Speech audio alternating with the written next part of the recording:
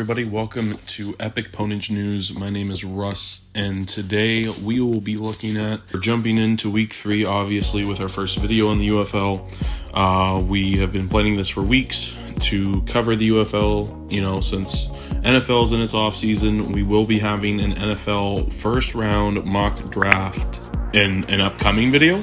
But for now, we are going to do the UFL 2024 Week 3 and go ahead and look at a recap of all 4 games. April 13th, DC Defenders beat the Arlington Renegades 29-28. The Defenders pulled off an incredible comeback at Choctaw Stadium after being down 10 points with just over 2 minutes left on the clock.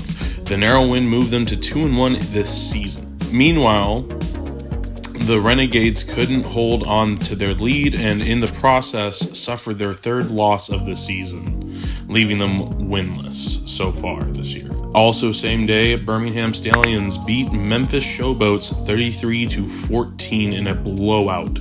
On the same Saturday, the Stallions extended their winning streak in the UFL by defeating the Showboats 33-14 at Protective Stadium. Birmingham outscored Memphis 15-2 in the second half to climb up to a 3-0 and maintain their unbeaten streak so far this season. Meanwhile, the Showboats suffered their 2nd defeat of the season, putting them down to 1-2. The next day, Michigan Panthers beat the Houston Roughnecks 34-20. The Panthers flexed their offensive muscles against the Roughnecks on Sunday. Michigan quarterback EJ Perry was the star of the show, throwing for 208 yards and 1 touchdown while also rushing for 2 other scores. It was the 2nd win of the season for the Panthers. Houston, on the other hand, suffered its 3rd loss of the season, also leaving them winless. For the final game for this weekend, the St. Louis Battlehawks beat the San Antonio Brahmas 31-24. The Brahmas suffered their 1st loss of the season in Week 3 when they fell 31-24 to the St. Louis Battlehawks at Alamodome Stadium. The hosts were 2nd best in all departments. St. Louis was able to post its 2nd win on the campaign so far this year. Meanwhile, the vaunted Brahmas will head back to the drawing board to figure out what can be improved heading into Week 4. And the standings at the end of Week 3 are looking like Birmingham Stallions are 3-0, Michigan Panthers are 2-1, Memphis Showboats are 1-2, and the Houston Roughnecks, of course, winless at 0-3. Then in the next division, the DC Defenders at 2-1, along with the St. Louis Battlehawks and the San Antonio Brahmas. The Arlington Renegades, however, are 0-3 as well on the year. So competition certainly heating up in the UFL. And it'll be interesting to see which teams emerge victorious over the next couple weeks.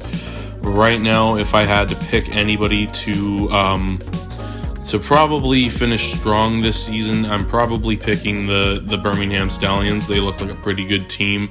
Hadn't really watched them much this year so far, but I've seen highlights and they look pretty good so far this year.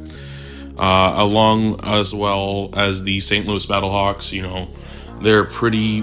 they're probably one of the best teams out of the XFL before the merger, and it seems like they're only getting better, and the competition's getting a lot better within the UFL itself. So I think this merger is going to go down as a complete success between the XFL and the USFL to come together and create the UFL.